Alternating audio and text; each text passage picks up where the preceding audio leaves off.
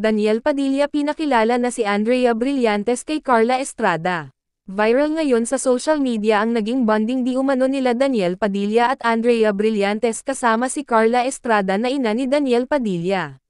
Hindi na nga mapipigilan pa ang mga naging rebeslasyon sa relasyon nila Daniel Padilla at Andrea. Ayon nga sa balita ay nag-out of town pa di umano ang mga ito. Palaisipan ngayon sa mga netizens lalo na sa mga fans ng Katniel kung sinadya nga ba ni Catherine Bernardo na itapat sa Bonifacio Day, ang kanyang pag-amin na hiwalay na sila ni Daniel Padilla.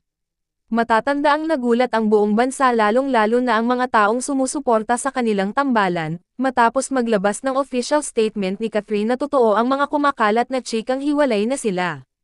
Chapter closed. I hope this finally helps all of us move forward. Pagkumpirma ni Catherine sa kanilang breakup.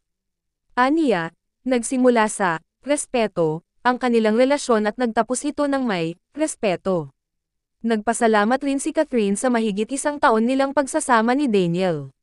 Dij, you gave me 11 beautiful years and the kind of love that I will forever cherish. I will always be grateful for you, saad ng kapamilya actress. Samantala, sinabi naman ni Catherine na hindi na siya mag-e-entertain pa ng mga tanong ukol sa kanilang paghihiwalay. I won't be entertaining questions regarding this anymore.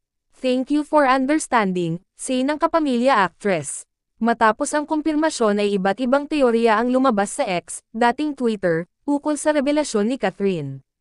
May ilan na nagsasabing tila itinaon raw ng dalaga na November 30 mag-announce at narito ang ilang mga chika nila kung bakit. Catherine announced their breakup on Andres Bonifacio Day. Sofia Andres posted these stories next to each other right after the announcement. Andres Bonifacio aka Supremo, Initos Ab. Brillante on the door. Ikak, ang tatalino ng The Ores #Katniel, saad ng isang netizen. Say naman ng isa, ang orihinal na dakilang Supremo ay nasapawan ng isa pang Supremo. Kota na si Ab ngayong taon. Andres Bonifacio yan wag nang mag-isip ng iba pang pangalan. Catherine Bernardo announced Katniel's breakup on November 30.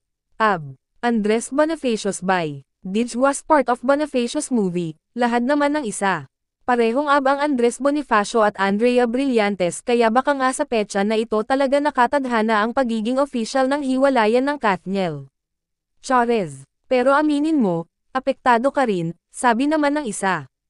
Hirit ng isang netizen, ang shady talaga ni Catherine Bernardo kasi di ba idol ni Daniel Padilla si Andres Bonifacio kaya Supremo, username niya sa Instagram tapos nag-announce siyang breakup sa mismong Bonifacio Day kaya pala nilipat nung Monday, pinaubaya sa Katniel.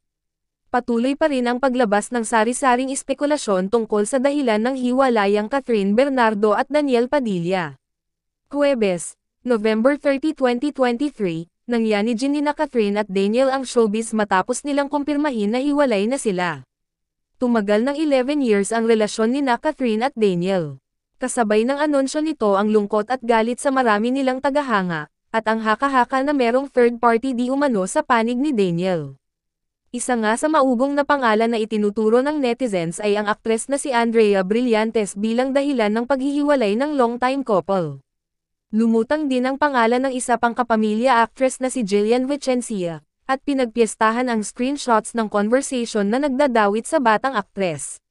Naglabas ng maikling statement si Jillian na kung saan ay itinanggi niya na may kinalaman siya sa hiwalayan ni Catherine at Daniel. Si Andrea naman ay tahimik pa rin at hindi pa naglalabas ng kanyang panig kaugnay sa kontrobersya. For some reason, muling naungkat ang lumang post ng PBA player na si Richie Rivero sa X, dating Twitter. Si Richie ay ex-boyfriend ni Andrea at naging kontrobersyal din ang kanilang paghihiwalay na nangyari noong Mayo ng